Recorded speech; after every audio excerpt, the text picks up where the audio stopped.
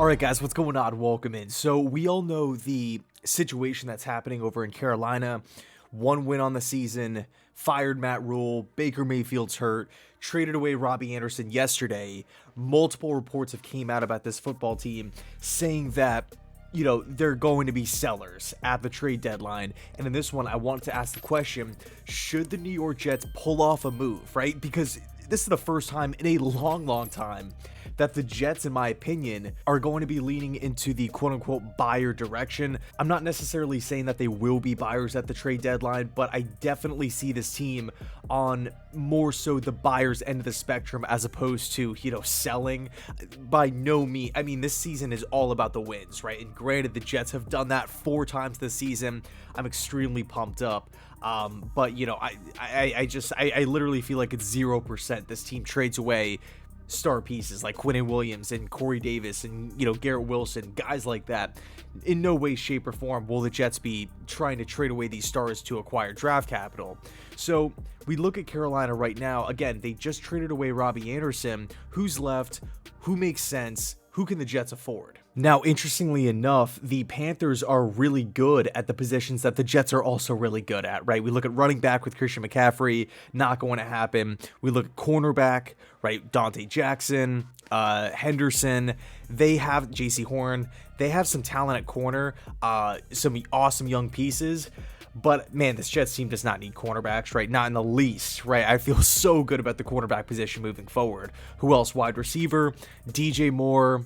I think he'd be a great fit within the offense. You could do a lot of things with him, but I just don't see that as a realistic option. I mean, we're already having a hard time feeding everybody on the offense. I just cannot get over the fact that the Jets are 2 games above 500 over 2 weeks in October here. I'm not looking at this organization as a bottom 3, bottom 5 team in football like they have been the past couple of seasons. So, when I'm thinking about adding a piece, right, a solid piece at the deadline, it's definitely realistic in my opinion. Now, when the news officially broke that the Carolina Panthers were going to be selling, essentially blowing things up at the deadline, the 2 players that instantly popped into my head, like I'm looking at the entire Carolina Panthers roster, specifically for the Jets, if I could have anybody, it was Derrick Brown and Brian Burns, 2 players on the defensive line that I absolutely love. I hold both players in such high regard. I think both players are going to be really good for a long time,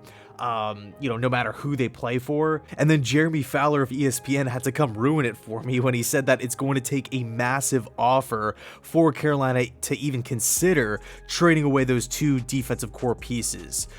They are, obviously attractive players for a new coach, right? I mean, that will be one of the selling points, that the Carolina Panthers, they have a bunch of young talent on that defense, not to mention J.C. Horn and Chin, right? I like Dante Jackson a lot. I mean, there's a lot of talent defensively for Carolina. I know they haven't had that much success this season. I know it. I mean, really, the last couple seasons, the last 3 seasons, haven't really had that much success. But man, when I look at just young talent, Carolina checks that box. Now, when it comes to trading away a quote-unquote massive offer, in the words of Fowler, for either Brown or Burns, I don't know how I would feel about it. I honestly would rather hang on to the picks. That's just me being honest here. I know it would be super exciting, and don't get me wrong, if the Jets were to land either player, I'll be extremely excited. But I think I look at this Jets team right now. Yes, the 4 wins are awesome. Yes, things are going in the right direction, but it's not a complete football team. There are still holes on this roster. I don't view the Jets in a similar position as, the Chiefs or the Bills or even the Buccaneers. Those teams can afford to trade away a first-round pick, middle-round picks, and be fine for not only this season, but for years to come. Tampa, obviously, we don't really know what's going on with the quarterback position, but, if Tampa trades away a first-round pick, no Buccaneer fan is going to be sweating it. The Jets, on the other hand, if it's going to take a 1, a 3, or maybe even a couple late-round picks to land one of these guys, I feel like it would be a little concerning, considering they're not getting paid a lot right now, but they're going to be due up a ton of money when their contract expires, right? Both guys were first-round picks. both guys are set to make a lot of money. Now, there is one player on the offensive line that does make some sense, especially considering the report that the Carolina Panthers are willing to eat some of the money on specific contracts if it means, dealing away some of these players for some draft picks. It's Taylor Moton, a durable piece at right tackle. At 6'5", 325, he's 28 years old. He hasn't missed a game, right? He's been a full-time starter since 2018. So far this season, he's only allowed 1 sack on the year. Very, very good pass blocker. Also good in the running game. I look at Moton as a safe player, a guy who's in his prime. The only downside with Moton, the contract. He recently re-upped with the Carolina Panthers. Big deal.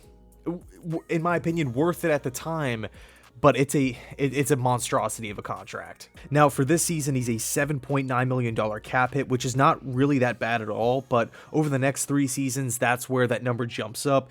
$24.5 million next season, and then after that, it's $24.2 million over the next 2 seasons. Okay, so I think if the Carolina Panthers are like, you know what, we're going to eat, I don't want to say the majority of the contract because that's just a little unfair in my opinion, but if they are willing to eat some of that and the compensation isn't going to be that high, I would be open to it, considering the amount of injuries that the Jets have on the offensive line, considering that he would come in and be an instant day 1 upgrade.